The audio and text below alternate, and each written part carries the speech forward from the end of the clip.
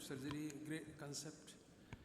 And here the chairpersons are Uday Devgan, Boris Malgun, Haripriya Arvind, and co-chairperson is Dr. Ajay Sharma, myself and Dr. P.K. Chaudhary in panel. So we just invite Dr. Abhay Basavda for his presentation, physiological IOP-based Phaco surgery, new standard care.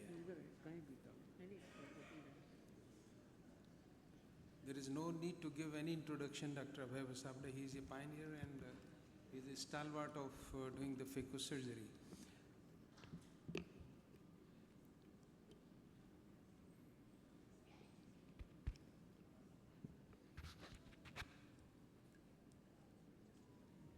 Okay.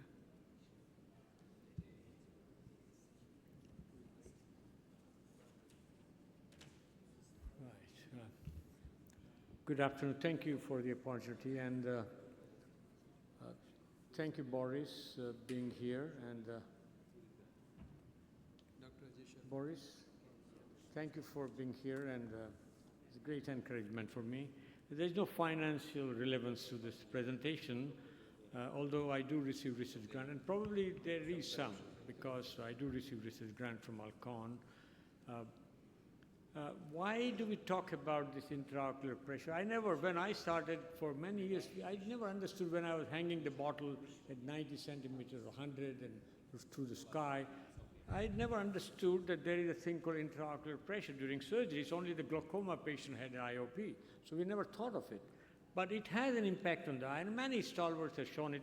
We published in 2010, 14 years ago, that the higher aspiration flow rate, which is married to higher bottle height, caused more corneal edema and anterior segment inflammation on post-operative day 1. It didn't matter down the line after 3 to 4 weeks, but it did on the first day. So that was an opening for us that we need to do lower. And why it is that? And that is because of the intraocular pressure, absolute going high, but also fluctuation. As you would see here, with the higher flow rate and higher bottle height, there's a lot of fluctuation compared to a lower bottle height. At that time, we did study with the Legacy, I think, or Infinity, but the point is that lower bottle height at that time produced a very low IOP rise during the surgery and low fluctuation. And that opened the eye of the industry. And I think here you are, not only Alcon, but also Bausch & Lomb and some other companies are now are playing with this intraocular pressure control with various ways during the surgery. And this is a typical example of a gravity-based emulsification, which most of us do even today.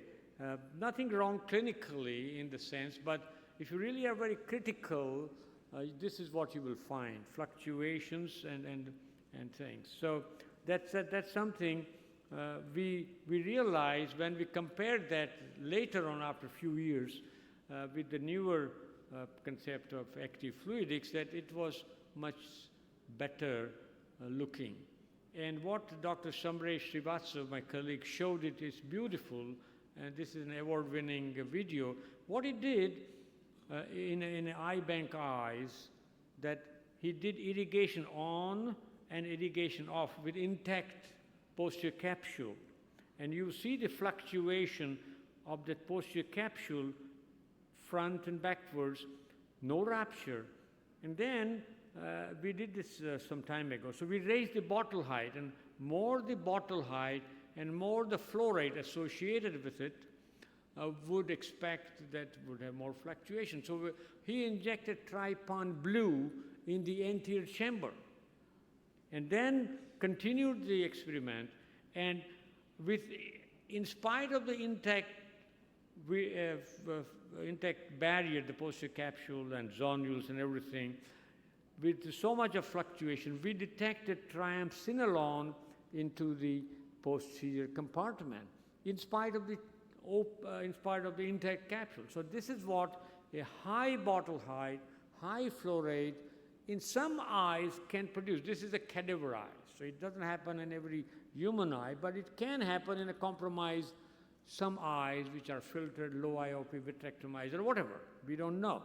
So that something was important, and these kind of technology, and there are a few others also who really give a good control, but this is one of such a fluidic system which really allows us to work at a lower IOP. How low? Well, it depends on your comfort. If you always enjoyed 110 centimeter and 45 centimeter flow rate, you will not be very comfortable at 20 millimeter of IOP, but you will be able to bring that IOP significantly down.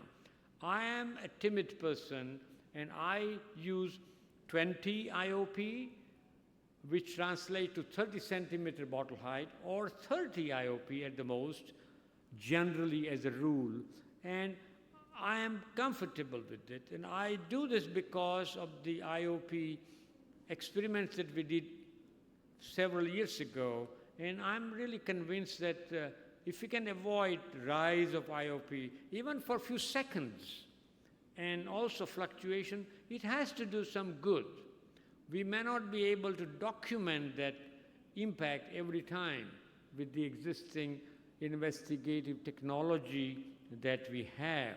So that's a different thing, but even while you remove the fragment with 20 cc flow rate and 20 IOP with appropriate vacuum, we are able to continue. It would take a minute or two more because of the low flow rate, but it's not a big deal. More important and priority is the impact of the eye. So that's what it is. And managing floppy iris essentially actually is to maintain the pressure gradient in front of the iris and posterior to the iris. And if you can balance that in such a way that the anterior IOP is always higher a little bit than the posterior compartment behind the iris, you will never get iris prolapsing to the incision, as you could see here.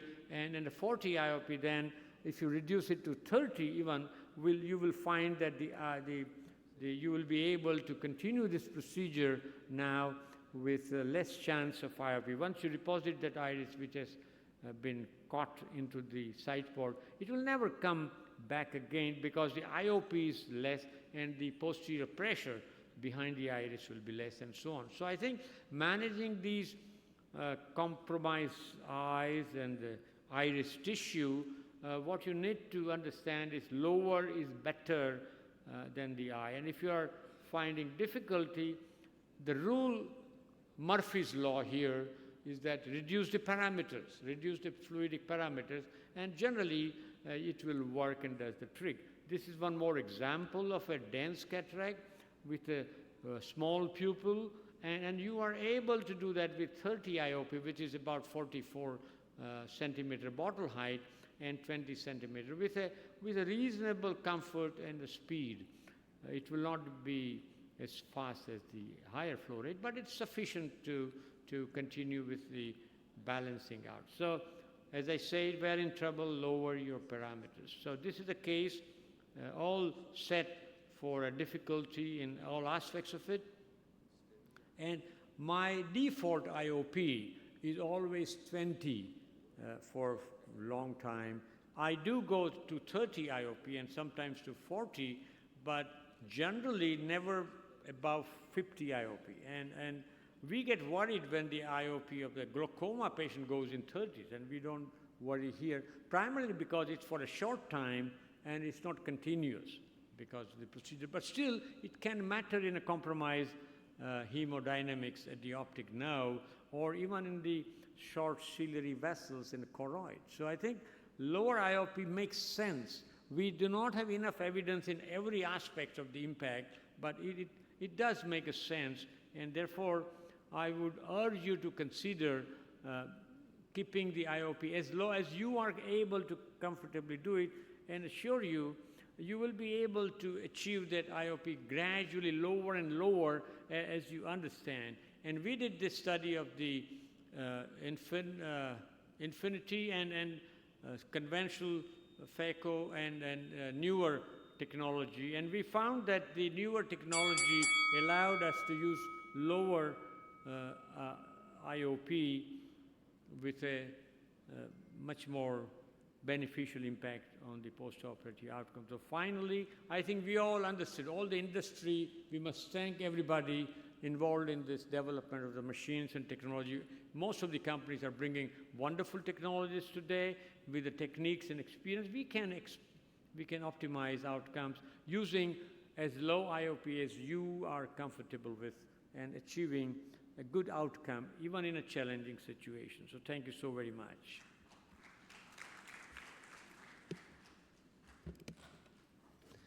Okay, thank you very much, Dr. Powder. So we do have another speaker, Shail Vasavada, who will be presenting on optical biometry with image guiding.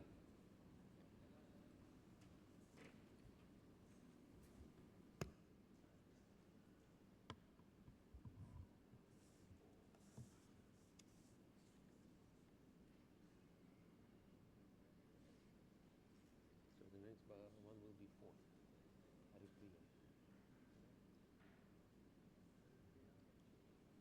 Yeah. He's not here. Okay,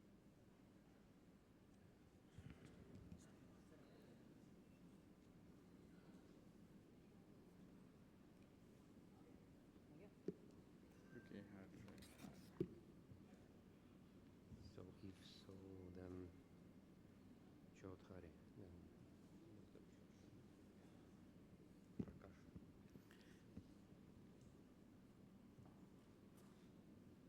So, very good evening. I'll be sharing something that is now becoming a part and parcel of any routine cataract workup, the optical biometer, and how it has helped to improve our outcomes. And I acknowledge Dr. Vaishali Vasavada's presentation here. So, the goal of cataract surgery now is getting more and more into a refractive cataract surgery and not just achieving a clear cornea on day one. And therefore, if we need to be more and more closer to less than plus or minus 0.5 diopters, we need several of the power calculation parameters for getting an accurate, that includes accurate keratometry, axial length, chamber depth, lens thickness, wide to wide, because all of these, the more data you have, the better you can predict the effective lens position post-operatively, which will determine the refractive outcome. Amongst the contribution of different parameters to post-operative refractive error, Dr. Olson showed in his study that actually the measurement of ACD, axial length, and keratometry, these 3 parameters still have the highest incidence of causing post-operative refractive surprise if not measured accurately. We did our own study when we acquired our first web source OCT, which was TOMI. And we compared it with the LensStar, and what we found was that the LensStar could capture axial length only in about 82 to 84% of eyes, whereas the swept source based OCT could capture in almost 100% of eyes, 98% of eyes. So except for that extreme wide cataract where nothing can go through, the swept source generation OCT biometers are doing very well.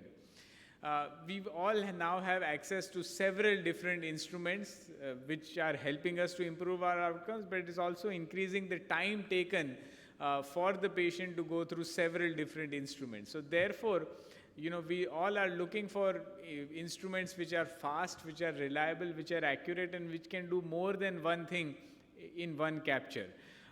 So therefore, it needs to be more patient-friendly, and I think particularly with the Argos with which we have now significant experience, not only do we get the advantage of getting a very fast and reliable swept source OCT-based capture, which means the axial length and other things are captured very fast, but also at that same time we are able to capture the digital image photograph of this patient, which is going to help us in toric IOL planning as well as toric IOL placement. There have been several studies done comparing these different forms of swept source OCT biometers, and all of them do very well as far as capturing the axial length goes. But the Argos has a slight edge as far as penetration and achieving even more higher percentage of axial length in very, very dense cataracts. And fortunately, it also has access to all the standard, commonly used, popular, very accurate formulas like the Barrett and the entire Barrett suite including the Barrett True-K as well as the post-refractive and the toric calculator. So how does it really matter in a clinical practice? This was an ophthalmologist, a 74-year-old, black cataract, very, very keen, delayed cataract surgery out of fear for many years, but now very, very keen for a trifocal IOL. Unfortunately, no axial length could be captured with the OCLI-based optical biometer, which was the Lenstar in this case. But for the swept source, with the swept source, we were able to capture the axial length very accurately, no red flags, and therefore we were more confident with our IOL power calculations, and therefore it helped us to achieve a good outcome post-operatively. How it helps to reduce the possible refractive surprises. So this was a 33-year-old female, dense development cataract, has read about everything, does not want trifocals, and she is very keen on having an extended depth of IOL, the Vivity IOL in her case. Once again, unfortunately, due to the dense cortical and posterior subcapsular cataract, we were unable to capture the axial length with the Lenstar. And therefore, we went ahead and did the immersion biometry for her, and the spikes and everything were reasonably good. And we've had good experience with immersion over the years. So we went ahead with the calculation based on the 24.63 axial length that the patient had measured on the immersion. Surgery went off very well, and post-operatively very quiet eye, clear cornea next day. But the patient ended up with a refractive surprise of 1.5 diopters on the myopic side. So when we now, once the pseudophakia was achieved, when we measured the axial length again on the Lenstar, what we found was that the actual axial length was 25.36, which we erroneously measured at 24.63. So if we had access to the swept source biometer at that point of time, probably we could have avoided this refractive surprise from occurring. Another very important point is that the toric calculator in most of them is now inbuilt, which means you don't need to actually go online all the time to calculate. Because we have realized that just relying on the difference between K1, K2 is not enough. Say, for example, in this case, the difference between K1, K2 is hardly 0.35 diopters. And in a normal situation, if you think of it, for 0.3, 0.4, would you even think of considering a toric IOL? But when we put these values in the calculator, and this is because the steep axis is vertical, it adds up, and therefore this patient actually required a T2 IOL. So many of our patients where we feel, everything went off well and he's now ended up with 0.751 diopter, that's because we are not calculating for all eyes, and it's also because it's cumbersome to calculate for each eye going into the laptop or into the data set. So therefore, if you have an inbuilt toric planner inbuilt to it, with your capture, it will also tell you whether this patient requires a toric IOL or not, and therefore you can counsel them accordingly for the same.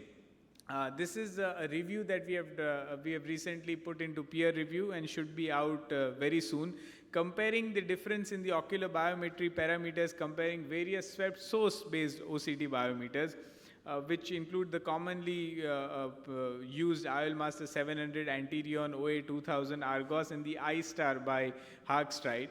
And based on this entire meta-analysis review, what we found was that the Argos had a highest, one of the highest acquisition rates in literature of achieving axial length measurements more accurately and in a higher percentage of eyes. It's not only a great tool for patients, but it's also a great tool for surgeons intraoperatively as well. Because now with more and more toric IOLs being done, this is something that is very, very common. You do everything right, but the marking goes haywire, it blotches up. You dried up everything, but methyl cellulose came up from the fornices. Also, preoperative marking is not as accurate as we presume it is to be. Take, for example, this case where the patient had a good 2 diopters of astigmatism, very regular bow tie astigmatism, and we did a 16 diopter toric IOL, and the patient ended up with 4 diopter cylinders. So we went immediately and looked for the placement. Calculation showed 64. Placement was roughly around 64, 65 degrees. Then why did this patient end up with a high astigmatism? And that's because there was a transcription error, which means we fed the steep as the flat and flat as the steep when we went online and did the calculation. So this is human error which can creep in when there are multiple cases being done, and if that human error or that transcription error is taken out, we can at least avoid these embarrassing situations from occurring. Not only does it help in IOL placement, I think this is the most important step which I find useful with image guidance is performing a perfect capsulorhexis. We do all have access to flags, many of us do have access to flags, but using this guide, which is a dynamic guide, helps us to achieve a good centered capsulorhexis of an appropriate size based on the eye to eye. If it's a myopic eye, we may do a smaller rhexis, and it also helps us to place the IOL appropriately in its position without having the hassles of marking. So it can be relied upon as a standalone device for all your IOL power planning, calculation, for toric calculation, as well as intra-op assessment. So thank you so very much for the patient listening. Thank you, Dr. Vaishali Vasavda. A nice presentation regarding all these. And now the next speaker, Jitendra Bhai, is here. Hi. So we do have Haripriya is not here. Oh yeah, Yes. he is here. Okay, please. Managing complicated cases with advanced Phaco technologies. It's not here.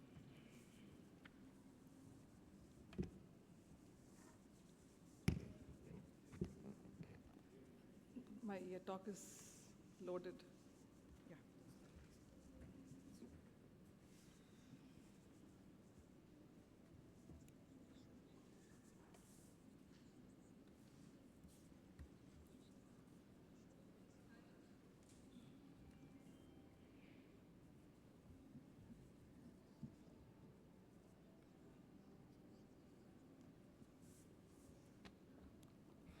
Thank you for the opportunity. I'll be showing 3 cases where I've used phacoemulsification to handle them. The first case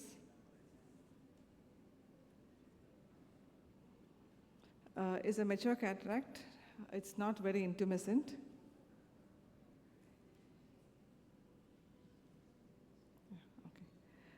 So this is a cataract which is where the rhexis was possible with the cystitome itself.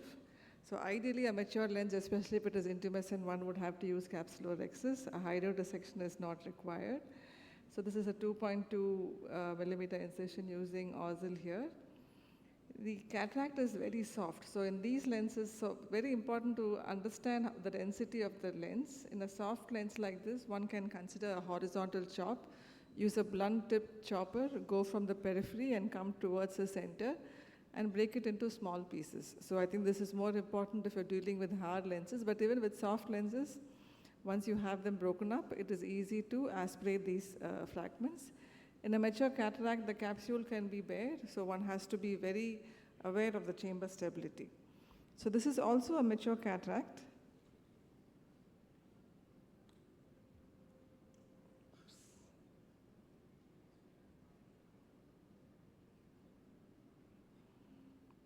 But it is a hypermature lens, and the nucleus density is not visible when you have the liquefied lens matter. But being a hypermature cataract, we know that it's going to be a very hard central endonucleus. So the capsulorhexis is a challenge here because of the liquefied lens material. The rhexis size is important. We can't make it too small that the pieces will not be able to elevate out of the bag, nor too large that the whole nucleus will tend to wobble and come into the anterior chamber. So again, doing a rhexis is a challenge, but using a good cohesive viscoelastic is helpful. Now, the phacoemulsification can be a challenge here when dealing with these hard lenses because the nucleus is mobile, there is no support. So a good purchase is important, for which you'll have to retract the sleeve well. I'm using the, again, the Optical here and a straight chopper with a sharp tip. I'm doing a vertical chop, while the previous case was a horizontal chop. So making sure that you get a good purchase and hold, once you have the initial crack, hold on the middle or the lower third of the nucleus also helps to get a good purchase. And the bag is empty here, so you'll have to stretch to ensure that all the posterior fibers are broken. Now this can also risk having a posterior capsule tear, so it's important to have good chamber stability. So you can see that it's about 2 millimeter of tip exposed and almost the tip is not even seen. That's the kind of depth you'll have to get in, otherwise the nucleus will wobble around. It's very difficult to impale a hypermature nucleus like this. So you'll have to really go deep to get that, be able to lollipop the nucleus hard and then emulsify it into small fragments. I'm using about 60% torsional power here. My IOP is set at 60, using a vacuum of about 500, 525. Now, when dealing with these lenses, it's very important to be very meticulous. So, sub-chop it into very small fragments. And again, you can't do emulsification in the capsular bag, so it's fine to do it at the iris plane. And it's better to chop them all first and then finally emulsify. You may still have to sub-chop the pieces so that they become a little bit more malleable and you can emulsify them better. But having them at a safe zone, especially in the last piece and second last piece, step down the vacuum a little bit so that the capsule is safe.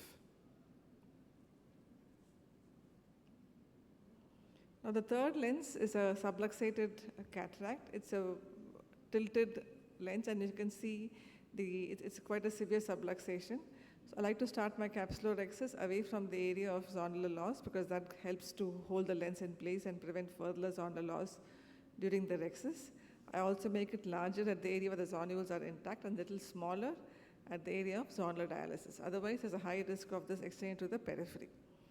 Now, to support the capsular bag, I'm using iris hooks on the rhexis margin, but because the lens is tilted posteriorly, that is a challenge. So I'm first elevating the lens using the cyclodialysis spatula, holding the anterior rhexis margin to elevate it, and then using iris hooks. I think the capsule hooks work best because the lower loop goes further up to the equator. But the iris hooks are also very safe. I don't see any issue with the capsulorhexis tear or anything with using the iris hook. So this is also very safe. I haven't placed a CTR here. I'm just supporting the bag with the hooks. And again, it's the soft lens, a horizontal chop, but a lot of zonular weakness. My OP is set at 40. I'm using the active center. This is my standard setting. I don't change my setting here because IOP is comfortable and the chamber is stable. The flow rate could be reduced marginally if required. Again, being conscious that you don't Phaco at the area of zonular loss is important. Try to remain in the safe zone without any chamber instability, neither any flicker of iris, no bag trampoline, nothing should be there.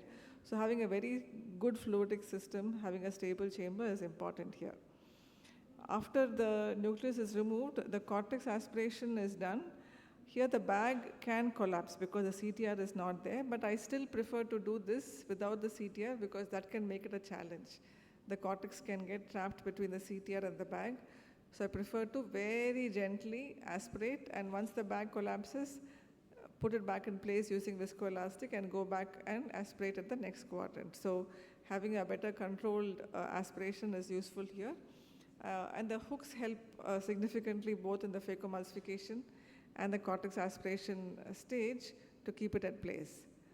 Now this is a traumatic subluxation, so I intend to fix it with a Sioni ring at one site. It's not going to be a progressive condition, so one site fixation should be fine. So a Sioni ring is threaded with a Prolene suture. The incision is about 2.8 millimeters now. That is a comfortable incision to get the loop of the Sioni ring inside the bag. So the Sioni ring is placed while taking the leading eyelet and the trailing eyelet. It's important to ensure that it goes within the bag. So one can guide it or release the trailing eyelet after using McPherson's up to the, it's ready to be released. So the capsule is retracted back so that the loop of the Sioni can now come over the rhexis margin. It is in the sulcus and it is brought to the area of maximum zonular loss.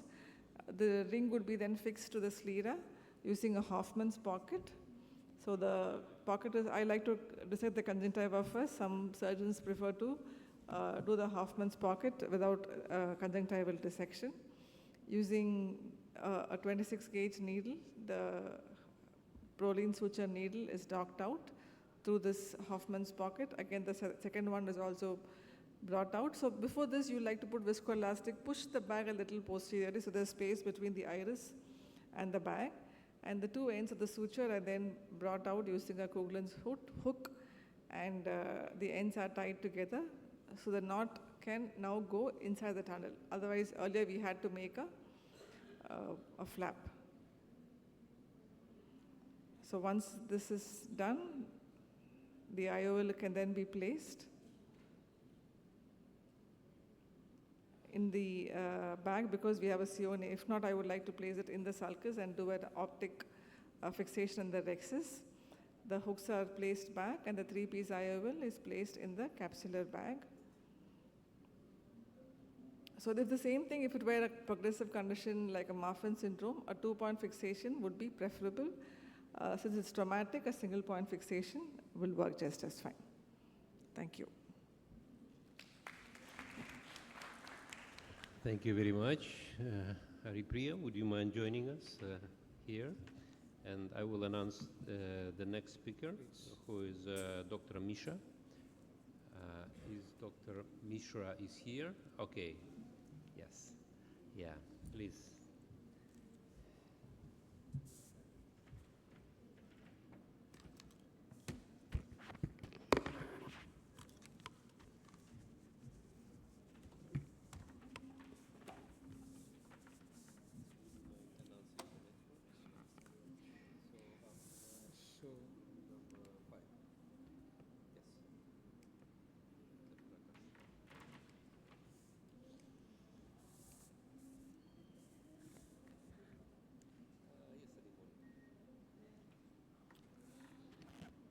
Right, thank you so much, Dr. Boris and the panelists.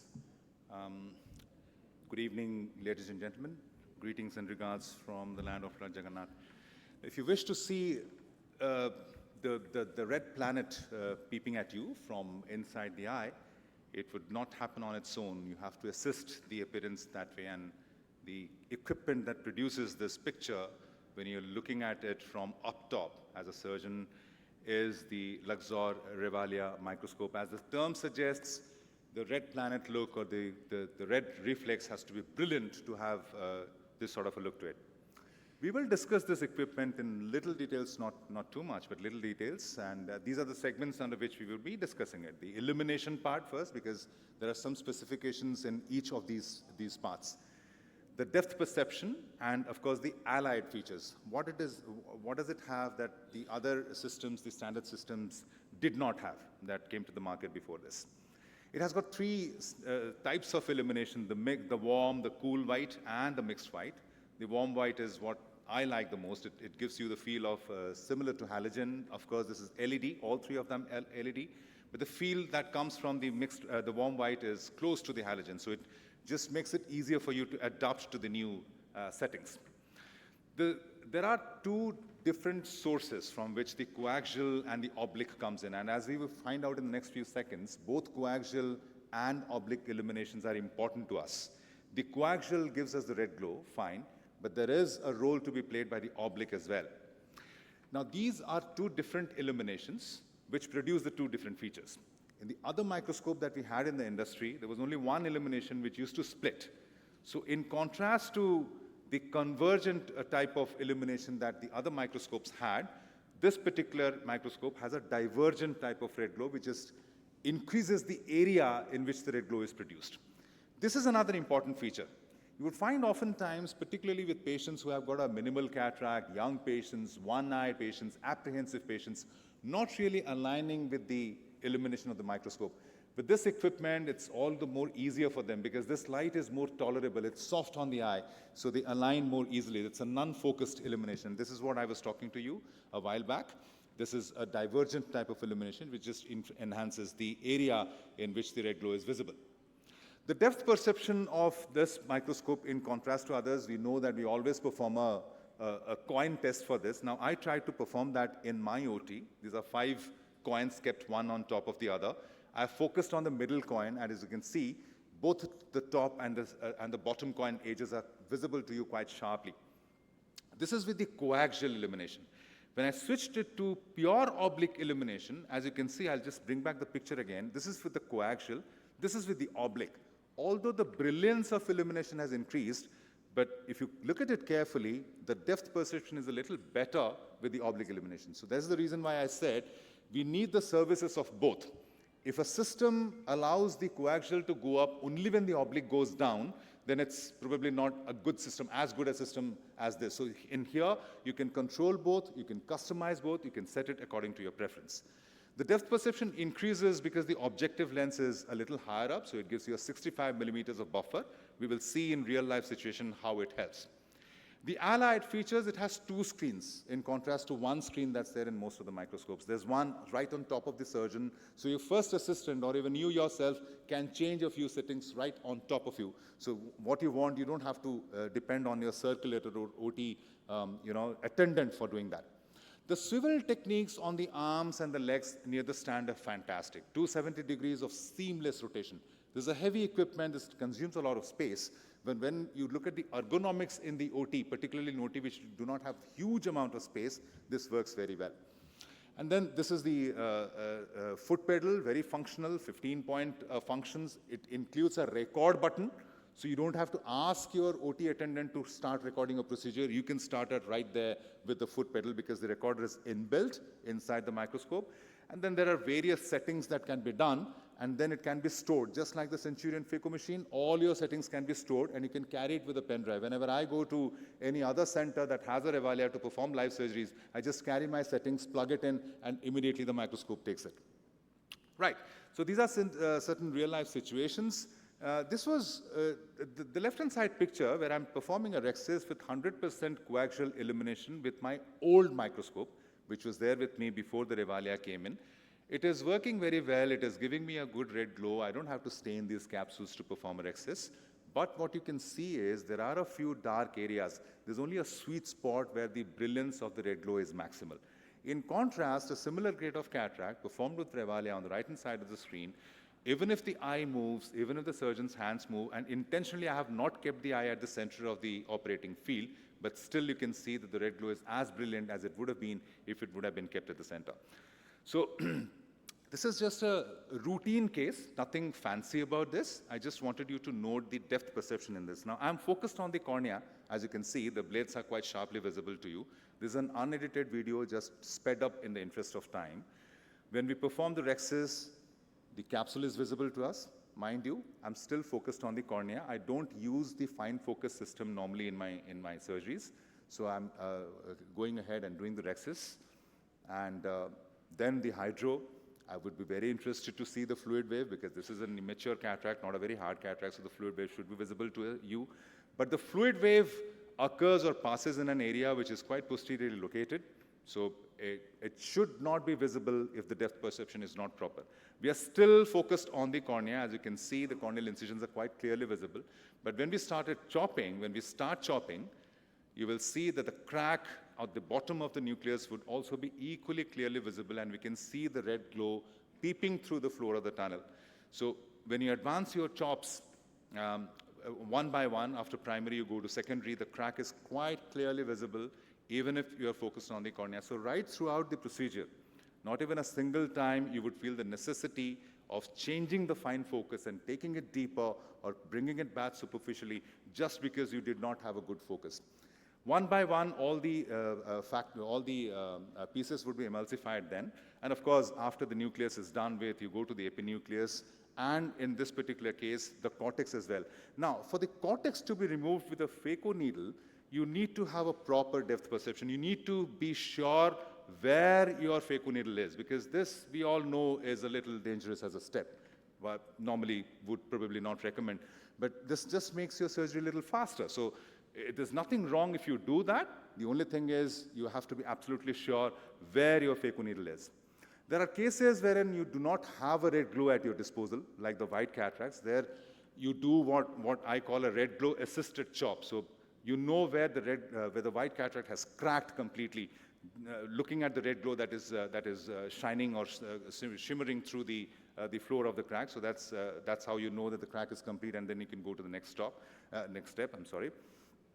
This is a deep set eye, a hypermetropic eye, and in such cases, I always go in to the minimal magnification that the microscope can provide. With the Revalia, it stays at around 0.4. So this is a 0.4 magnification you see. The reason why I go down on magnification is when you go down on magnification, your resolution becomes better. So you have a chance of the fluid pulling there in deep sockets and in small eyes. So since the fluid is pulling there, you want the resolution of the microscope to be performing at its maximum strength. The other thing that protects me in deep set eyes like this is, of course, a low IOP. So I always keep my IOP at 20. So that also helps. The fluid accumulation does not take place at the first place. And then one after the other, this is also another unedited video of that kind. And the depth perception also comes into forefront. The reason why I wanted to showcase this particular video is because even if the eye is deep set and it is small, there's no reason why you should change anything other than the illumination of the microscope. And once again, since the depth perception is brilliant, you can go ahead and clean all the cortical matter with the phaco needle itself. There's no need to change your hands. It saves a few precious seconds for you if you have a long list, in particular in the OT, waiting to come in. So that's where I will keep it in this edition. Thank you so much for your kind attention and the opportunity. Thanks, Dr. Anurag. Excellent talk. I'd like to invite the next speaker, Dr. Prakash Kumar Chaudhary, to talk on phacoemulsification in eyes with incomplete capsulorhexis.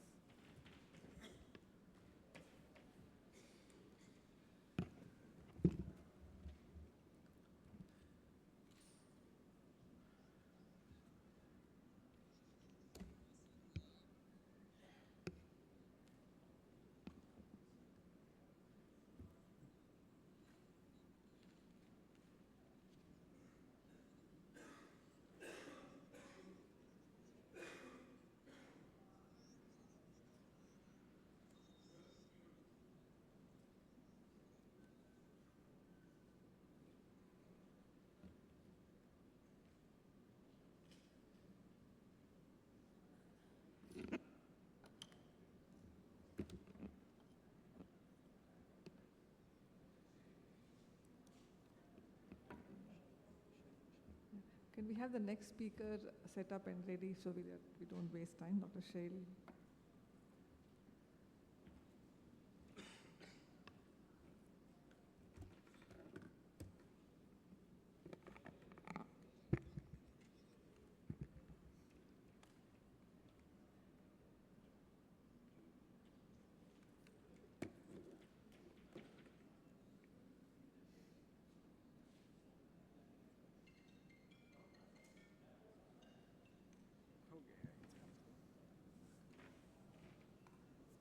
Dr. Chaudhary, you just carry on. There is some problem. आया हाँ इधर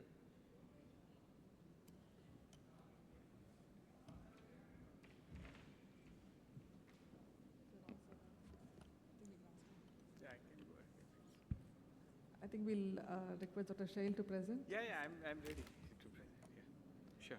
So, बोलना भैया yeah, can I have my screen? Yeah. So there is now a lot of options that patients have as far as the IOL selection goes. But I think the main thing that we as cataract surgeons are still concentrating on is, 6/6, 6/6. Can I achieve that 6/6 vision? Where we forget what actually the patient is looking forward to. So we do receive research grant support from Alcon Laboratories. And what do patients really think about their cataract surgery, and what are their wishes that they would like to improve after cataract surgery? And this was a survey done in patients on street and in the clinic of patients with more than 60 years with cataract. And actually majority of the patients said that they would love if they could do their near work without glasses, compared to what we think as 6/6 being our goal of achieving the perfect outcome. The patients are really looking for more near work because many of them are likely to be spending more times indoors, reading, doing phones, etc. With increasing life expectancy, there is also an increase in the period of active life. So people are retiring until now, not retiring until 75, 80, 85, working very actively, doing all their activities on their own, and they don't want to be dependent on anyone and on devices as well. And phones and screens, irrespective of the financial background, irrespective of the city life or urban life, rural, doesn't matter. Phones and screens are taking over for everything. And that's actually our lifeline. If we don't have our phone, we almost feel, robbed of everything in life. So incorporating different kinds of IOLs, particularly the newer generation trifocal IOLs, I think it's important that we customize for each individual. We'll go through some case scenarios. This was our own convent teacher while we were studying in school, now retired English teacher, and you can imagine the impression that all of us would have of a convent teacher. Very strict, very prim, very proper. And now she's presented to us for cataract surgery.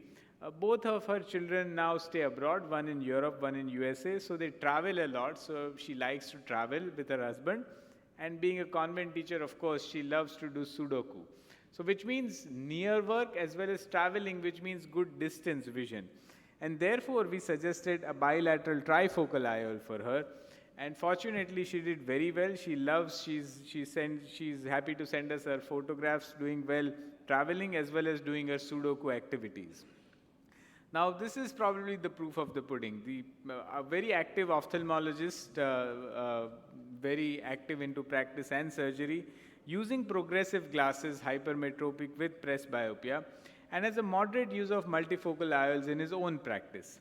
So look at him from a patient perspective. So he's ophthalmologist, which means microscope and slit lamp most of the times, which means distance vision. Like most of us, he doesn't have a chauffeur. He drives himself home from his clinic back home, which is city driving. He's keen on multifocals IOLs himself, as he has had happy experience of his patients having undergone trifocal IOLs. So having done his ocular profile workup, we found that he's suitable for a bilateral panoptics IOL. We did a detailed preoperative discussion with him like we would do with any patient, and we explained the possibility of seeing some halos when he drives back home at night. When we did this preoperative workup, what's important to note is that although there was a difference of only 0.3 between the K1 and K2, because it was with the steep axis being vertical, it required a T2, which means you must calculate for all eyes undergoing any form of cataract surgery, but particularly trifocal IOLs, and there is zero tolerance to residual astigmatism. So we went ahead and did a bilateral panoptic toric in him, and he's extremely happy post-operatively, able to operate, examine, drive, read without any difficulty. He does say that I did observe halos particularly early on, but I would still be very happy to recommend to even all ophthalmic surgeons. So he's in fact volunteered that if any ophthalmic surgeon has a doubt, please, I'll be happy to talk to him and explain to him my experience. So forthright discussion, even in case of medical practitioners or for that matter ophthalmologists. There's a lot of talk about what's the cutoff value for angle alpha, angle kappa, so on and so forth. But particularly with the newer generation trifocals, there is a very large central bullseye of more than 1.1 millimeters, which means that even if the IOL is little decentered, they are more forgiving. And it would be very, very rare to have an eye with having an angle alpha more than 0.7 or 0.8 and still not have any other abnormality. So they are more forgiving for angle alpha, and probably you need not have to measure that in all cases or in a routine case scenario. This is another interesting case, a 56-year-old male, senior manager in a factory situated in the peripheral zone of the Ahmedabad city.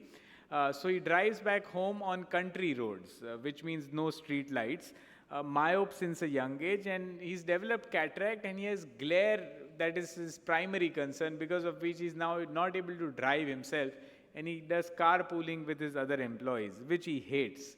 So his primary concern is glare and night driving. He wants to be independent himself, and therefore trifocal IOL was not suggested to him.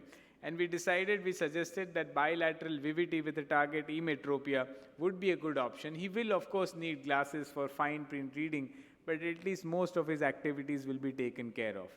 Post-operatively, he's doing very well. He's driving comfortably on his own, even back home at night. He feels his reading vision is fairly good, and in his day-to-day task of supervising in the factory, he hardly ever needs to use glasses. He's increased his font size and brightness in the phone. That helps him to do his phone as well. He only uses reading glasses selectively while cross-checking bills and accounts at the end of the day, for which he accepts a 1.25 glass for near work. And the fear that we have is that with these modifications on the central optics, will it actually cause internal aberrations coming from the eye? And this is the eye trace of that same patient showing practically no internal aberrations. So the central modifications done on the optic do not affect the quality of vision or the internal aberrations that are created. Another case of a 64-year-old lady actively does stock market trading. Husband is bedridden, so she takes care of home as well as her husband. Hypermetropia with presbyopia, is keen on spectacle independence but does not want to compromise on quality of vision because she is the only person taking care of everything at home. So we decided we'll go for bilateral Vivity toric, target one eye for emetropia and see the outcome and think for the other eye later. She has good distance and reasonably good intermediate and near vision. And for the second eye, normally I would have chosen a 22. We went ahead, discussed a slight mini monovision, and we went ahead and chose a 22.5 diopter for her. So about half a diopter myopic, and she is very comfortable binocularly now even for her near activity. So tweaking the second eye refraction does help to reduce the dependence on near work, although the caveat is that for extreme fine print reading, you will need glasses, like in her case, when she needs to read the expiry dates on the medicines, she does require glasses. 83-year-old female, very fit, very active. Children are in Canada. One son stays here, so 6 months a year she's in Canada. Uses iPad a lot, and she has drusens in both eyes. So definitely not trifocals, but due to her nuclear cataract, she has very good near vision. So she's not used reading glasses for a very, very long time. We explained to her that trifocal is not a good option, and with Vivity, she may be able to manage her intermediate vision. She is very well post-operatively without glasses for her iPad, and her contrast as well is not affected. And we are in the process of peer reviewing, publishing a study that we have done to evaluate the outcomes of Vivity in patients with dry age-related macular degeneration. And so far, the results have been very encouraging. The visual outcomes for distance, intermediate, and the near add needed is similar to patients having no ARMD or no macular pathology. And the best part is the contrast with and without glare is also not affected. And there are some publications already in literature showing that. So we can probably stretch it even to cases with fine ERMs and dry ARMDs. So I think the newer generation posterior presbyopia correcting IOLs have opened up an avenue of increasing our patient base to which we can offer these wonderful technology that is available. Thank you so much for the patient listening.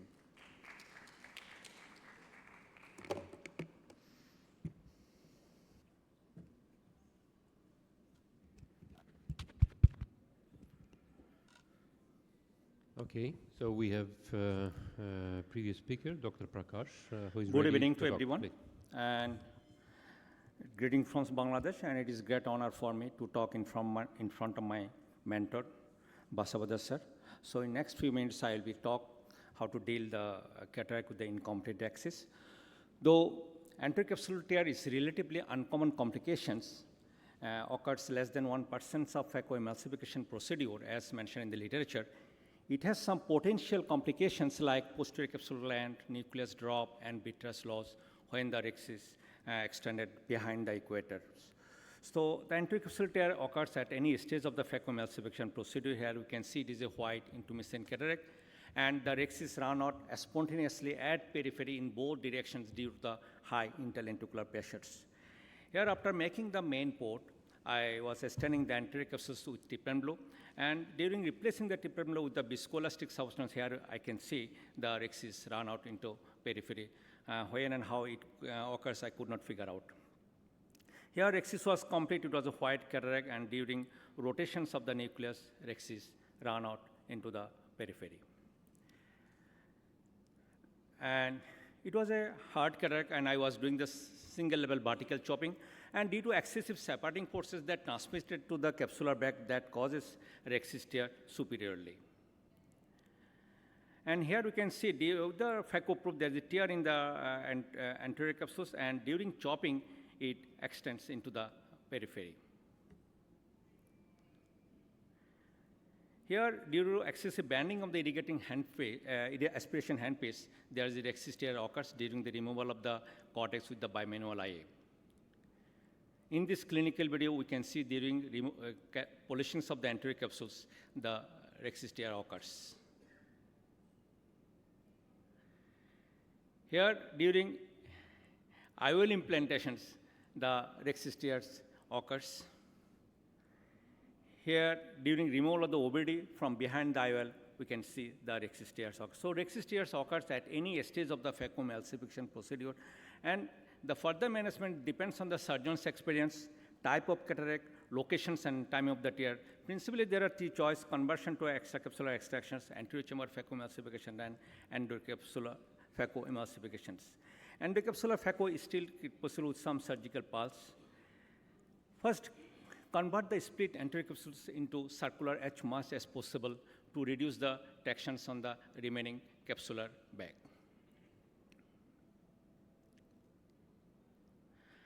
Hydrodissection should be gentle and judicious. Here I am doing the multi-quadrant hydrodissection with a small band hydrocannula.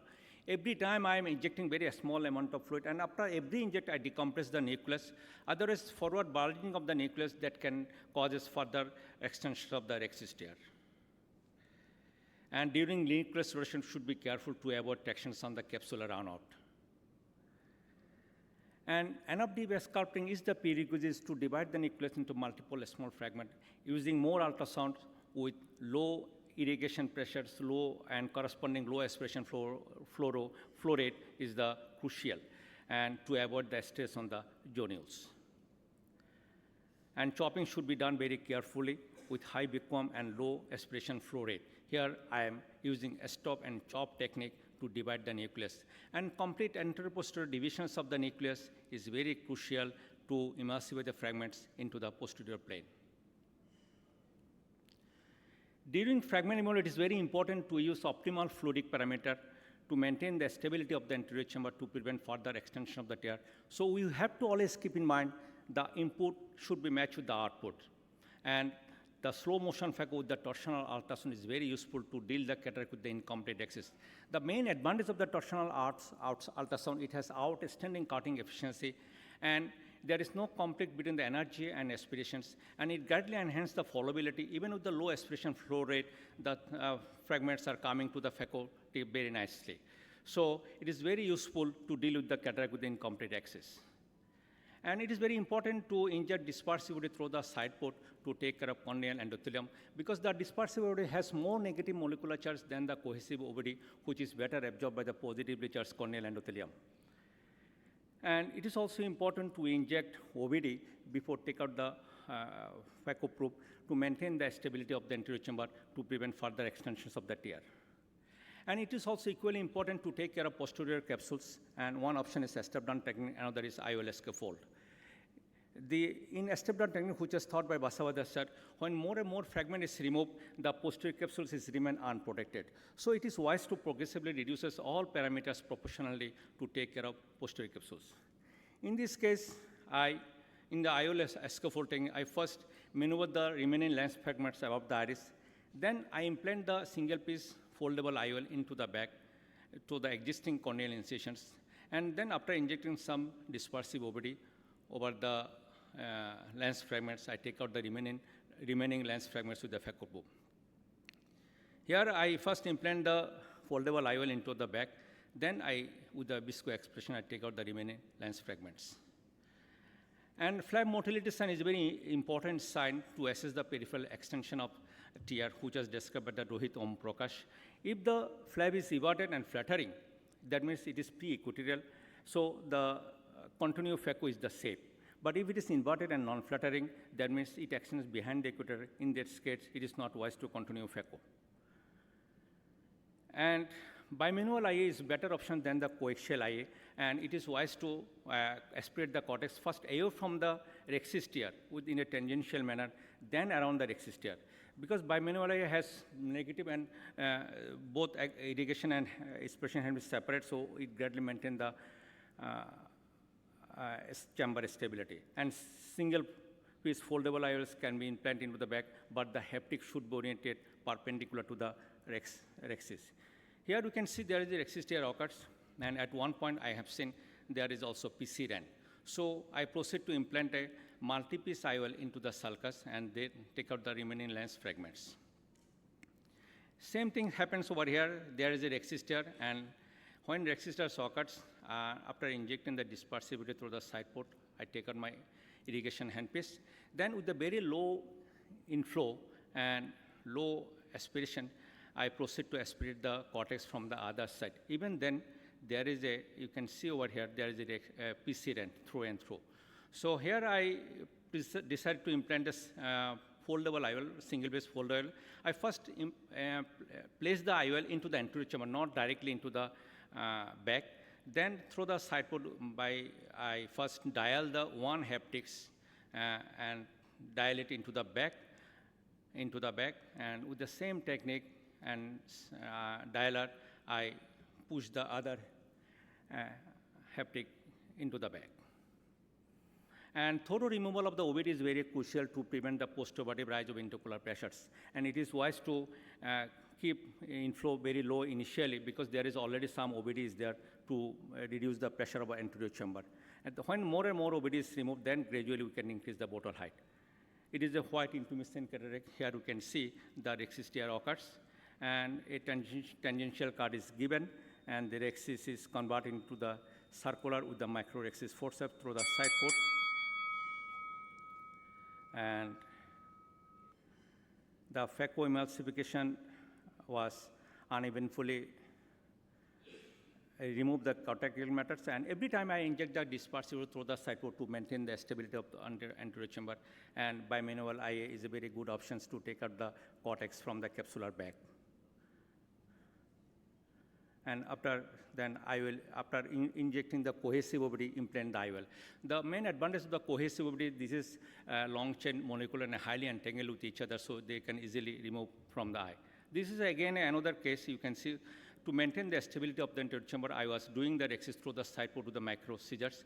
But even then, when it was run into periphery, so with the same technique and same principle, I give a cut into the anterior capsules and enlarge the rhexis size. And with the slow motion Phaco, using the low parameters, I take out the lens matters and injecting dispersible through the side port and implant the IOL into the back. Thank you so much for patient sharing. Okay. Now next speaker is Dr. Mohit Khatri, and managing iris during Phaco.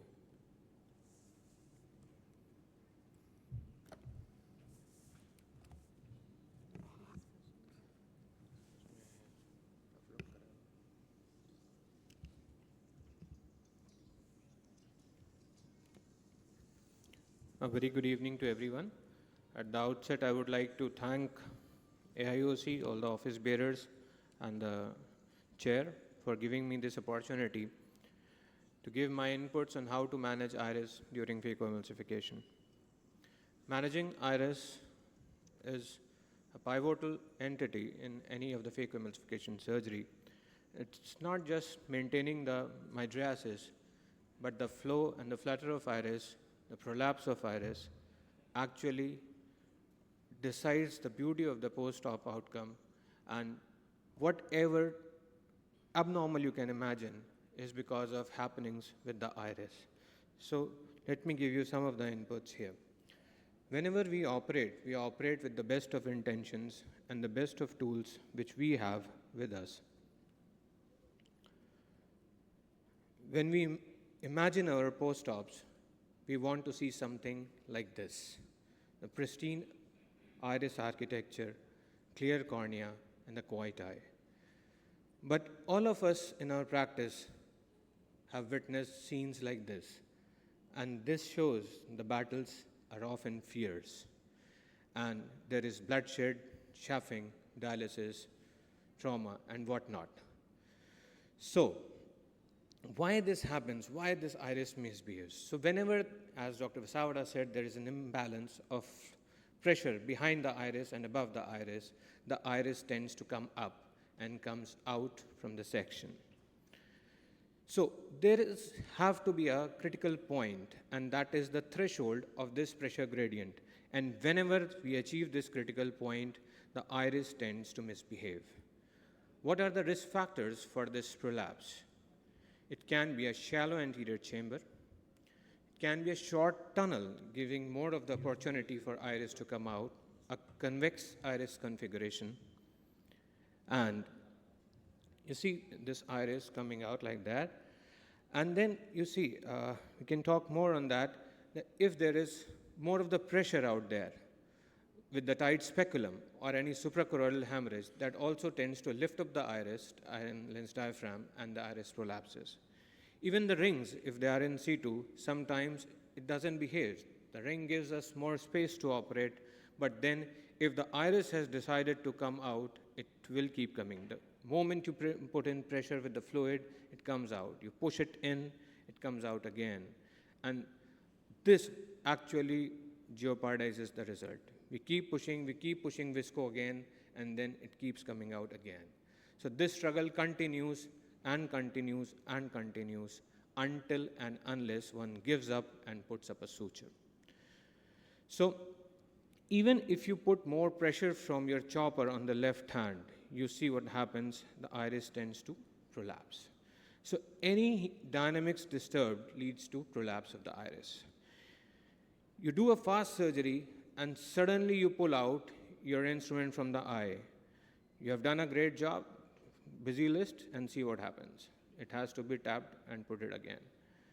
You do IA, you try to take the subincisional cortex and press the lip down, and the iris misbehaves. So it's a very sensitive issue. The moment you deviate, it starts misbehaving. You push in lens, all is going on well, IOL well centered, you want a tight chamber, you want to leave the eye open, more hydration, and it happens. So it has to be calibrated. You can never afford to push more fluid or more visco behind the iris, and then only you can have your pristine eyes. So some important tips I would be sharing, how to prevent all this. See, you have to have your very small side port incision, just enable to the chopper to go inside, and then the main incision to be of an adequate length. No short tunnels allowed. You can have halo coat kind of stuff to have a solid chamber, a good sized rhexis, and as Sir said in his presentation, monitor your parameters well. Lower the IOP, lower the flow rate, lower the vacuum, and you can put in more energy to get the things done if the nucleus density allows. Have a very controlled hydrodissection. If it is going to be violent, the fluid will come up and the iris will start misbehaving. Till now here, the iris looks innocent, the pupil is fine. Try all which you have, T+, epitrate, whatnot, before it starts misbehaving. So don't wait for things to happen. So use all your armamentarium and then do the surgery. And then you see, try to make 1 into 2 before the pupil goes down. If you have 2 heminuclei, they can be managed better. See, now things start going bad. Look, the moment you advanced to take the nucleus out, it starts misbehaving. So when it can be prevented, just avoid crossing this midline. If you stay in the center and then get the things done, things are better off. So central 3 mm, 4 mm safe zone has to be respected in order to prevent from this iris prolapse. There has to be a ritual. Stop irrigation, go inside and start irrigation again. The moment you go with the irrigation on, there is a tendency for iris to prolapse. So respect that ritual and things will be better off. Then we can also use bimanual. Bimanual is a great thing. And if you don't use anything from the side port, the chamber stability is better. So using a bimanual irrigation aspiration and better parameters of surgery and keeping in mind that something can go wrong and that can really put you off, can really prevent you from landing in a mess. So I wish you all the best. These are small inputs I could give you for managing the iris during Phaco. Thank you.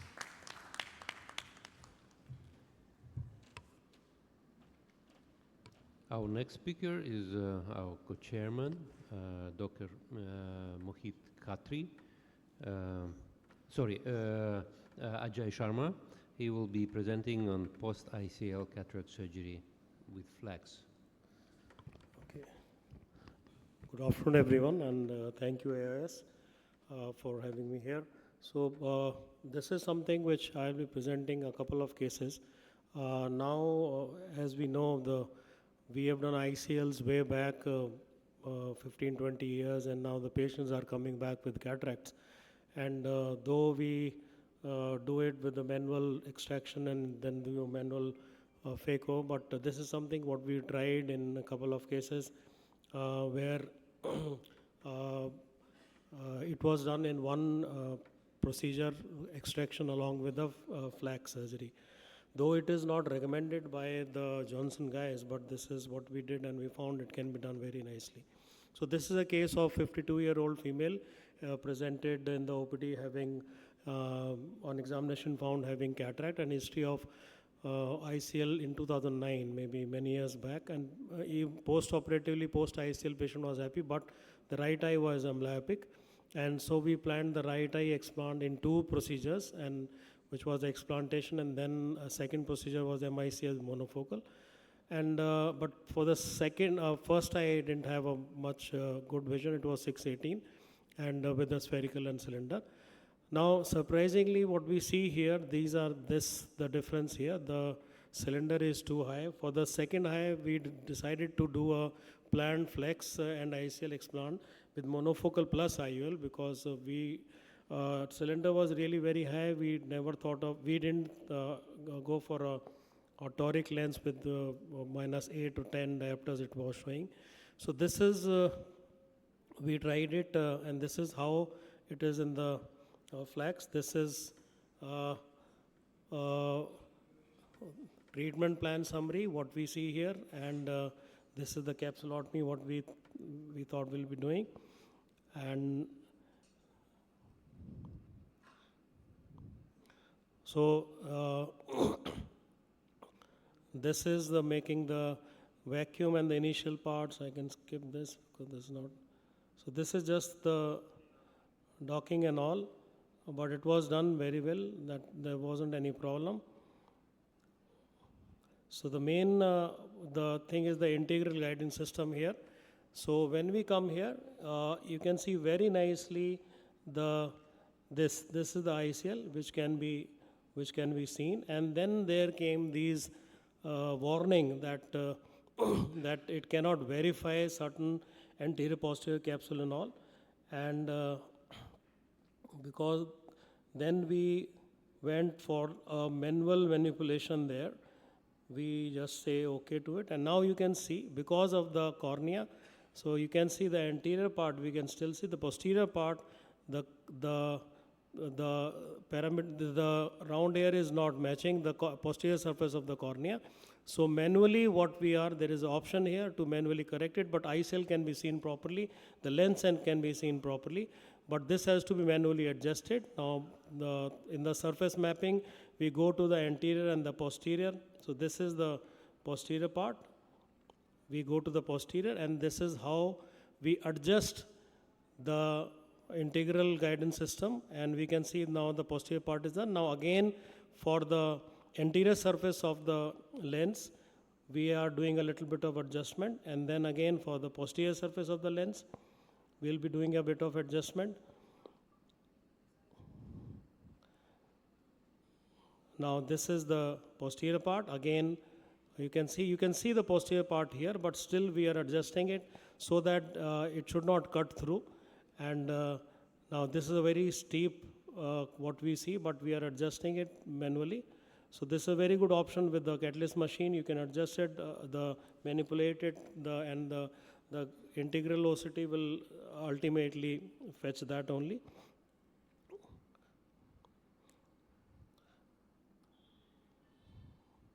once that is done, the eye is sort of rescanned, and then we see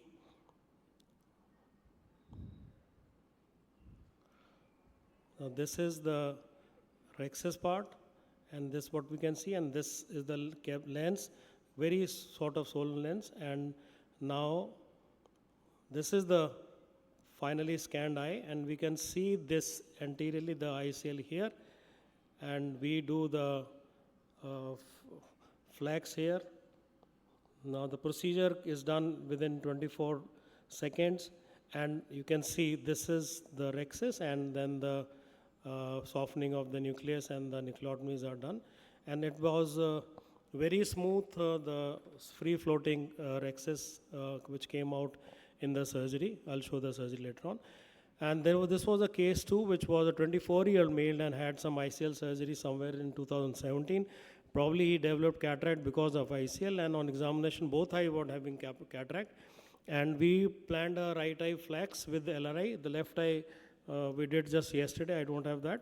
And with +6 diopters of Synergy IOL we implanted, and patient has a 6/6 and 6 vision. This is just to show the Synergy IOL calculator.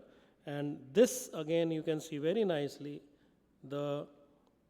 this is the ICL here, this is the lens, but here because the cornea doesn't have any problem, it is more or less K1, K2 are similar, so we don't have any problem, and the integral guidance system is very quick and fast, and so the flex can be done very nicely in this case. This is the video again, the showing. Now you can see very nice, this is the rhexis, which is a free floating. You can see here only. We will see once we take out the ICL in the same sitting, and this rhexis part will come out by itself just with the visco. And the first to show, now slowly we'll go in and just to take the ICL out from behind the iris, and the tucked in haptics have to be tucked out, and slowly you have to be very careful here to not to hit the iris, and so that there is no meiosis. And we are taking it out, tucking it out slowly. Now this is, you can see this haptic coming out, and then this haptic is coming out from the inferiorly. Then once this is out, then taking out the superior ones are very easy. So this is taken out, and you just dial it in the direction where you can grip it properly. Now gripping the ICL is at times can be very difficult because it's a very slimy sort of a lens, and you have to have a good hold of it. You might have to try it 2-3 times to just catch a hold of it.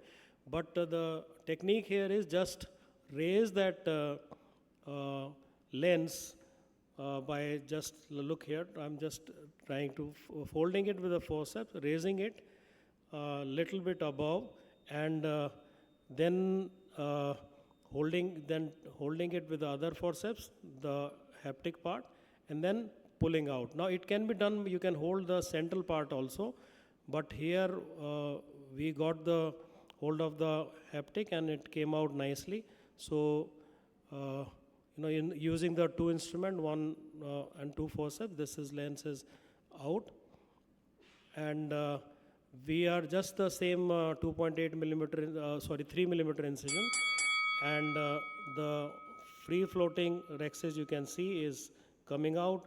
Rest is routine cataract surgery, soft lens, so not much of Phaco was needed. IA was done, and Synergy lens was implanted here with a good result next post-op day.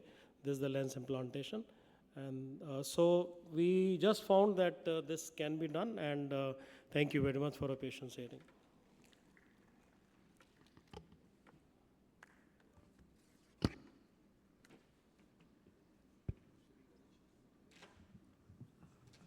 Thank you, Dr. Ajay Sharma. Is Dr. Sri Ganesh here? Yes, please. Okay. talking on Sri Ganesh's triad step-by-step of iStent implantation.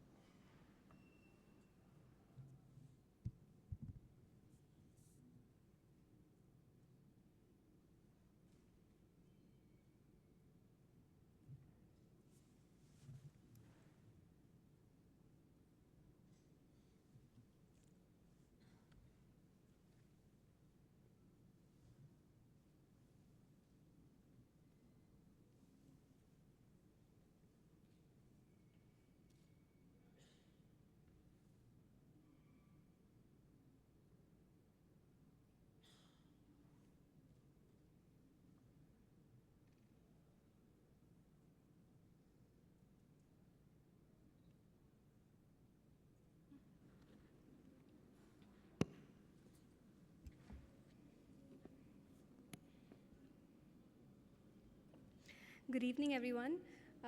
Thank you for the opportunity to be here and present the talk on behalf of Dr. Sri Ganesh. This is about the iStent inject, and it's a step-by-step approach to this device and this technique. So first of all, patient selection. Which are the best types of patients to select to undergo this procedure? We always choose mild to moderate POAG patients. Pseudo-exfoliative glaucoma and pigmentary glaucoma are also okay to use with this device. CDR less than 0.8 because you want a good visual potential. Pre-op IOP up to 30 millimeters of mercury with medications is okay. And target post-op IOP is generally kept to around 15 millimeters of mercury. Phakic patients or pseudo-phakic patients with PCIOLs are okay. But here, in our center, whatever patients that we have been done with eyes needing cataract surgery. Patients with other side effects, complications, and other medications are excluded. Patients with poor compliance to taking medication are usually counseled for this device. Patients who would benefit from a reduction in IOP, normal angle anatomy by gonioscopy, and absence of peripheral anterior synechiae, rubeosis, or any other angle abnormalities is important. Now, just coming to the device itself, the design features, it has a head, thorax, and a flange.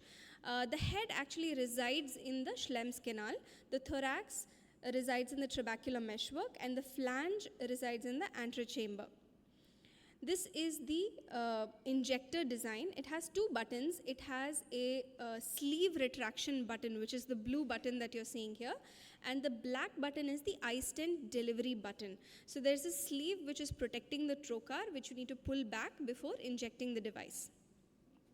Now let's come to this video of how to implant it step by step. Okay, this is routine cataract surgery. So after the implantation of the IOL, we use a sodium hyaluronate of 1.8% sodium hyaluronate. This helps in maintaining the antechamber, and especially in high myopes, it's to avoid the corneal folds and keep the AC nice and maintained while using the device. The next step is to turn the microscope by 30 degrees. You can see that there's markings that are made, which are pre-made, and the microscope can easily be tilted to 30 degrees towards the surgeon, and the head of the patient needs to be tilted away from the surgeon. This is the iStent inject. This is how it comes. We open it from its packaging and remove the protective sleeve there. Under the microscope, you'll see that it has a hollow metal tube, which is the sleeve, which protects the trocar. And these are the two buttons. The green button here is to slide back the sleeve, and the black button is to inject. There are two devices, the iStent inject, there are two devices which are loaded in each injector to be implanted about 3 clock hours away from each other. The plastic sleeve is removed. The patient is asked to look away from the surgeon. Most cases, all our cases are done under topical. This is the eye prism. It's a direct gonioscope, intraop gonioscope. So it's important to use the right amount of pressure. Too much pressure and there will be egress of viscoelastic, and you lose the visualization. Here you can see there are already some folds that are developing on the cornea. This patient was a high myope, and in high myopes this happens where it's more compliant, and unless you inject visco and make the AC tight, there are folds which prevent proper visualization. So more visco is injected, and then you go in with the device, retract, and click the button. You just need to indent the trocar slightly on the Schlemm's canal, which is identified by blood in the canal. This is the first important sign to note, a mild ooze after implantation of the device. This is implantation of the second device, and you see ooze again. So that is the first sign of successful implantation, when there is a mild ooze from the Schlemm's canal after implantation. Now, after implanting, it's important to visualize both of the stents and make sure that they're in the correct position. The second sign of successful implantation is, please note the conjunctival blood vessels there in the area of the iStent implantation. You can note that on overpressurization, it blanches. Can you see that obvious blanching which happens? This blanching is the second sign of successful implantation of the iStent device. So these signs have been described, and Dr. Ganesh has described this as a triad of signs, the third of which we will see. The eye is clearly overpressurized now. So we reduce the intraocular pressure, and you see it comes back down. The conjunctival vessels are not blanched right now. But once we go in and overhydrate again, that mild ooze causes a little hazy antechamber because of the blood there, but it easily goes away. So here you can see on pressurizing the side port again, just note the blood vessels on top in this area. Once the AC is cleared and that mild ooze is completely cleared, the AC is again overpressurized, and you see the blanching.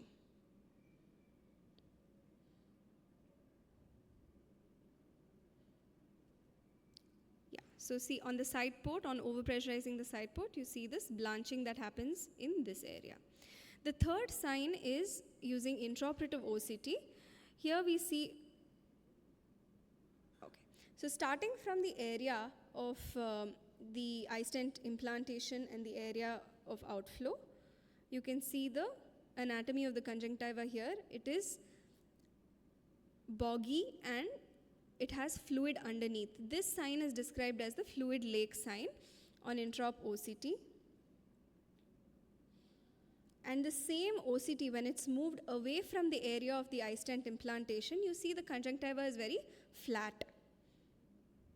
Bringing it back to the area of iStent implantation, you see that there is quite a boggy conjunctiva, wavy conjunctiva with fluid underneath it. So all of these three signs together have to be noted after the iStent implantation. And in the absence of an intraop OCT, at least the first two signs indicate successful implantation of the device. Now coming to some pearls, it's important to constrict the pupil after cataract surgery with pilocarpine. Use a visco-adaptive viscoelastic to maintain the antechamber. Withdraw the sleeve of the injector after entering the AC, not before, because the trocar is quite sharp, it's quite sensitive, and on withdrawing after inserting it into the AC is the safest method. We need to identify the trabecular meshwork with blood in the Schlemm's canal. Place the trocar and indent very slightly. Press and hold the black button on the inject. Without releasing the button, you need to withdraw the injector and then release it. It's very difficult to, you may get a snagging of the device if you release it when the trocar is inside. The ooze of blood after injection indicates the successful implantation. Repeat the steps for the second iStent, 2 to 3 clock hours away from the first one, and pressurizing the eye will show a blanching sign. So these are the three, this is the triad of signs to be observed: mild ooze, the blanching sign, and the fluid lake sign.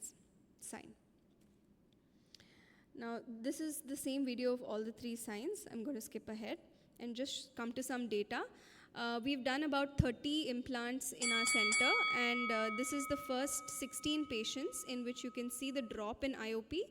Preoperatively, it was around 16.88 average mean IOP, and at post-op 6 months, it's dropped to around 14.13 mean IOP. And here, very interestingly, we can see that the 2 patients in which only 1 out of the 3 signs of the triad were noticed did not have a significant drop in IOP even after iStent implantation, and these are the only 2 patients in which we required to continue them on anti-glaucoma medication. So 14 out of 16 patients were weaned off the AGMs, and 2 out of the 16 patients in whom we did not see all 3 signs had to be continued with the AGMs. So this is what this slide shows.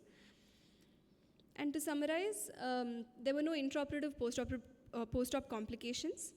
And this indicates that the triad of signs is a reasonable marker for accurate placement of iStent. And of course, a larger sample size with longer follow-up period is essential to confirm these findings. Thank you very much for your patient listening.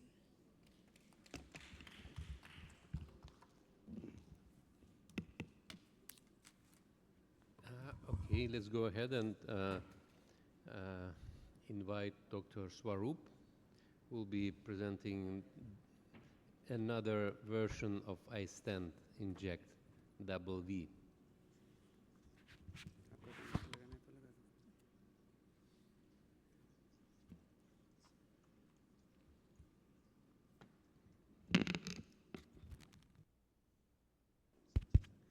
This is the first time I'm going to be presenting on a glaucoma topic after my post-graduation.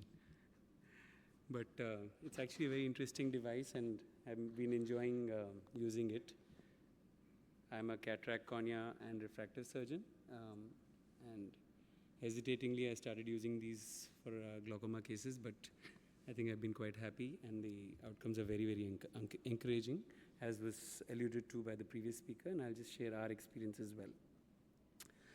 So glaucoma, we know, is the second most common cause of blindness. It's a significant disease causing a lot of morbidity, 76 million people.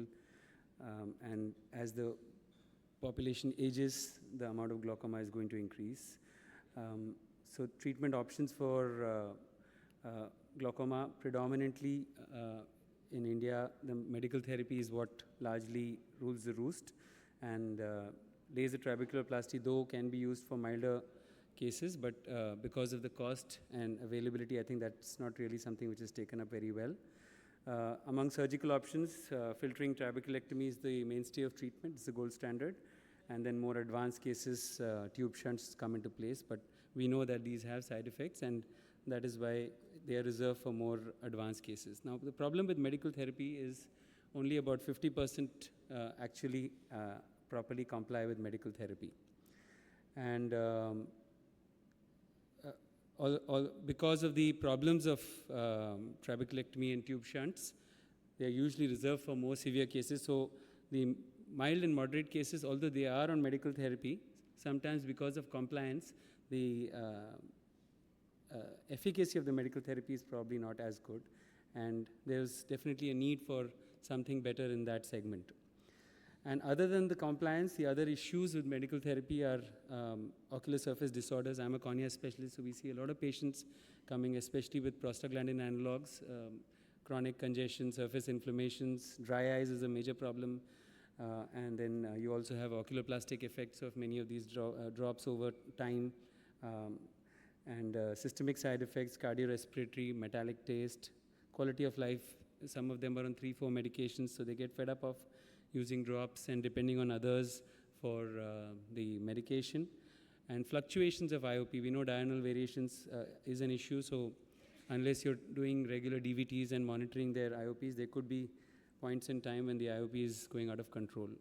So this was a study from the Schroff Charity Eye Hospital showing that only 50% are fully compliant and 30% are partially non-compliant, and as high as 16.5% are totally non-compliant. So I think this segment in the middle, minimally invasive glaucoma surgery, is really something which has found a place and probably needs to develop further for our patients. And the main advantage with MIGS is that you can intervene early. You don't have to wait for the disease to reach an advanced stage, and probably you can also avoid and alter the course of glaucoma for these cases. So I'll be talking about this particular MIGS, which is the iStent inject, which is what I have used. And of course, there are other options like Bang and KDB, etc. But the problem with the other MIGS options are they damage the trabecular meshwork, and that can cause side effects, inflammation, fibrosis. So there can be recurrence of glaucoma, and sometimes the efficacy is not as good. So this is basically a trabecular micro bypass. It's got a flange like this and a thorax, and then it's got outflow which is in the center as well as on the sides. This is the latest model, which is the iStent W, which has got a wider flange, and the inlet is about 80 microns. So this is how you implant the device. You basically use a probe which has preloaded 2 devices, and you just click it over the trabecular meshwork, and essentially it creates a micro bypass from the aqueous to the Schlemm's canal. So you can easily combine it along with the cataract surgery, and that's usually what is recommended in most cases. So this is an angiography, aqueous angiography study by Huang et al., which shows how this is before, and you can see after you've implanted, you can see that the outflow channels have opened up, and you get a very nice outflow of the aqueous, which is again shown very nicely by the previous speaker on the intraoperative OCT. And OCT also has shown these channels to be opening up, showing a significant improvement in the outflow. And essentially, they work by increasing the uveous little outflow. So this is a slide showing that removing the trab meshwork is probably not a good idea, and it has a lot of functionality and actually helps in pumping aqueous into the Schlemm's canal. So if you remove it, like in the other MIGS procedures, it might actually be counterproductive. And that's where I think iStent has an advantage, because it's creating a bypass. So in mild to moderate cases is where it's useful. More than 1 million devices have been implanted. I think all these aspects have been covered previously by the previous speaker. I'll just show you the surgical video of one of my cases. This was actually my second case. So you can see the pigmented trabecular meshwork quite nicely over there. I think these gonio prisms have made the surgery very easy, and this is like a self-retaining prism, I think. So as soon as you touch and press over the trab meshwork, actually if you get blood, it means that you found the Schlemm's canal. So that's the correct side. So we've implanted one already, and now we're implanting the second one, about 2-3 clock hours away. And then you can just put some viscoelastic over that area of blood to make sure that your implantation is appropriate. If you press too hard, sometimes you can get a deep implantation and the device may not be very clearly visible. An oblique implantation also is not a good idea, because then it won't be implanted properly. So you can see the device quite nicely over there, sitting exactly over the pigmented trab meshwork. And this is the second device, which is visible quite well over there. So that's a good implantation. So there have been a couple of cases in which my implantation was a little deep for one of the 2 devices, but almost every case, the IOP reduction has been significant. So I think the advantages are it's a painless, sutureless procedure, probably one of the safest MIGS procedures, and it has a potential to eliminate and reduce the eye drop burden, restores aqueous outflow naturally, potential to improve the ocular surface health, so you can do away with the side effects of topical medication, retards the progression of glaucoma, better quality of life, and preserve the potential for future treatment. So you could add more iStents later, you could do other procedures which remove the trab meshwork, you could do filtering procedures, tube shunts, etc. So this is a study which has shown that over 5 years, most of the parameters remain quite stable, and whether it's done standalone or along with the cataract surgery. Basically, I think this has been covered by the previous speaker, which are the ideal indications. Basically, mild to moderate cases and open angle glaucomas are the ones which work really well, and not too advanced optic disc damage. Another big advantage, I think, is that it is covered by insurance. So if your patient has insurance, I've had complete approval in cashless in these cases, so that's a big advantage. So patients who can afford, of course, they can pay. And if they have insurance, then the insurance will pay. And please make use of that. The insurance will pay for this. So we've used this for about 12 cases. 9 cases have a follow-up of 9 months or more. And you can see we've been able to eliminate drops in almost most of them. And in 3 of them, we had to just continue 1 drop. And one of those patients was actually on 4 drops and had to only continue 1 drop. And it worked really well with a wonderful outcome. You can see the IOP previously was with medication on baseline, and most of them are without medication or on 1 medication, still lower than baseline. And you can see that there's a significant drop in the number of medicines that they're using. So to conclude, choose iStent Inject when your priority is cataract surgery. So along with cataract surgery, you can easily combine this. It just adds maybe 5 minutes to your procedure with excellent safety profile, allows IOP reduction and drop reduction, improved compliance and better quality of life for the patient, and definitely good for mild to moderate patients with open angle disease, and studies have shown good stability over 5 years period. Thank you. Well, Dr. Rishi Sharub, how much does this cost actually? It's quite expensive, I think about $1 lakh. Yes. How much it is costing? 95,000 plus taxes for 1 instant. If you are for 2 stents for 1 eye. Yeah. Okay. So do you think it's very costly to the poor patients like India? It is expensive, so it's not for everyone. But those who can afford it, I think it's an option which should be offered. And if your insurance is paying for it, why not? Okay. Thank you very much. Thank you. Thank you, Dr. Rishi, for. So every Phaco surgeon should. Yes, I think it's an easy procedure, and I think any Phaco surgeon can do it. If you can do, other can also do. Yes. Thank you. We'll have the next speaker, Dr. Hazem Rashid. He'll be talking on the invisible cataract.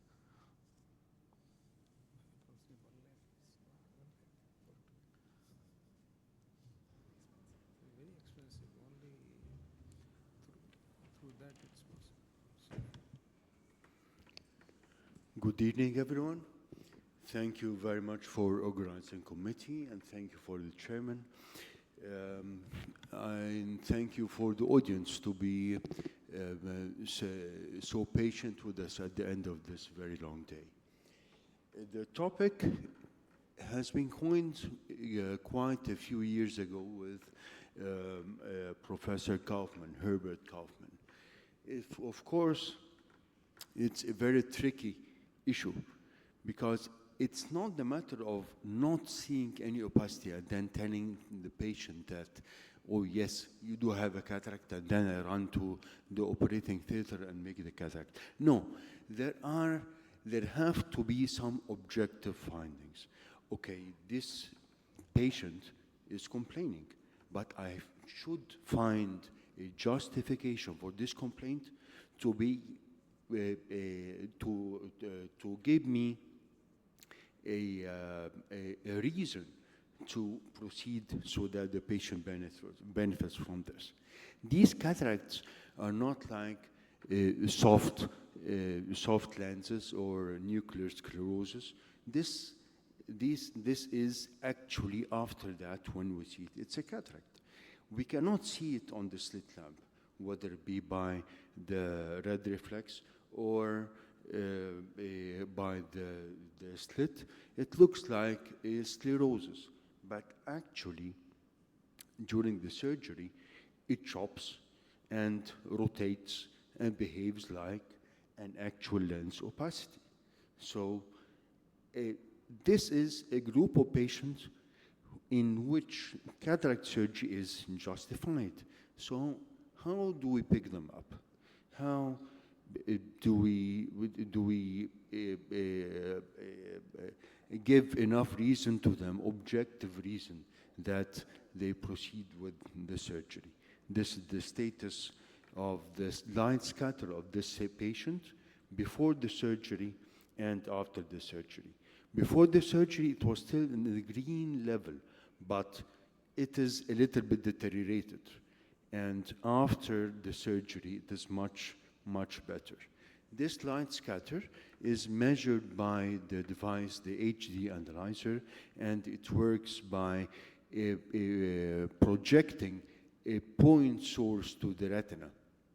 Simply speaking, when the retina has one point, then it is a good optical quality. When this point is spread and it is not pointed anymore, therefore it is a lower optical quality. There is a number for each of these patterns. In the first range, there is the less than 1, which is good quality of vision. The 1 to 2 is what we are talking about in these patients, because now we have enough expertise and we have good equipment enough to offer them a good help. Of course, the 2 to 4 and the more than 4 OSIs are frank cataracts. So during the past year, we examined 2,500 patients, which is about 5,000 eyes, excluded those eyes which had frank cataract, which had scattered the OSI above 2, and started and then started the analysis on the rest of the eyes. Of these eyes, we found that there were 483 patients who were complaining of some visual deficit or had any visual complaints. They had a very, very clear pattern. The mean OSI, the mean scatter was higher than what they were used to. And all parameters were consistent with this. Of course, we don't run and tell the patient, oh, you have so-and-so, you have to come. No. This is common and justifiable to do when these above 40 patients are, this specific example was in the 50s, in the late 50s, but patients who have low hypermetropia, they can neither see far nor can see near, and above this there is change and decrease in their visual quality. To document it, we need to make sure that the ocular surface is in good condition, because the ocular surface and the dry eye itself causes increase in the light scatter. So if you don't have a very good ocular surface, and then you put a trifocal lens like these two patients, the screen on the left, the graph on the left, has to do with a trifocal toric who had very good ocular surface. And already the trifocal lens increases the light scatter. So this patient is falling in this range, in the yellow range. So if you increase the light scatter because of the dry eye and irregular ocular surface, then it passes up and the visual quality becomes much less and less. So there is no benefit. If the patient is already coming with a light scatter of around 1.3 according to the calculations that we just saw, and then you increase the light scatter to an average of 2 with these lenses, and then further increase this because of the dry eye, then you are really giving this patient a very, very hard time. To recap again, I know that we need to be very objective when we are not pushing, but we are just telling the patient that this is an option. We need to be objective.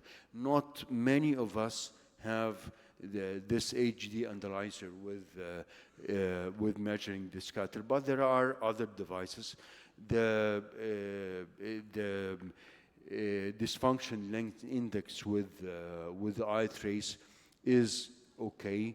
The meso test, which is usually used for driving, another one by Oculus. The C-quant is very, very close, which measures the stray light.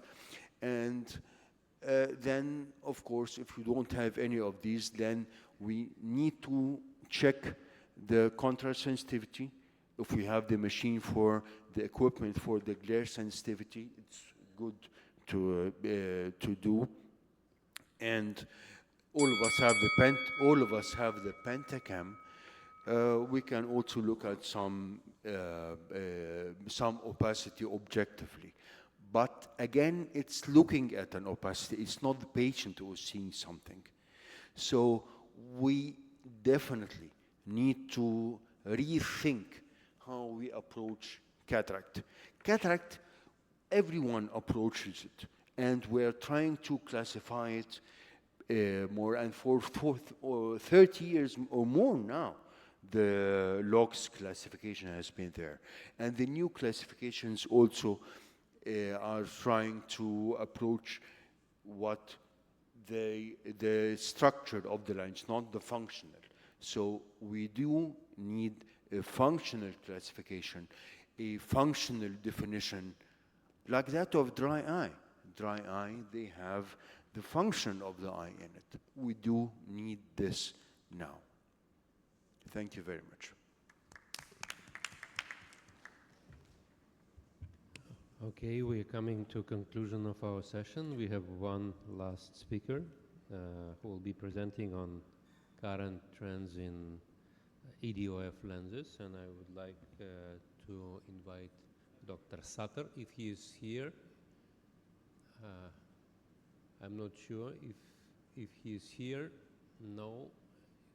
If not, then we will conclude the session. And I definitely thank all the speakers. Unfortunately, we don't have too much time for discussion because we're late.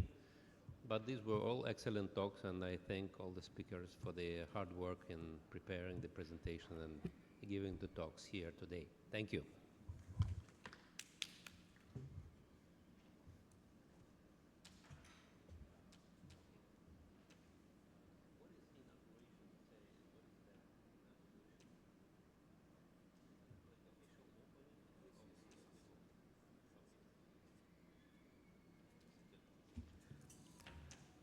So if there are some presenters here, they can have their group photograph.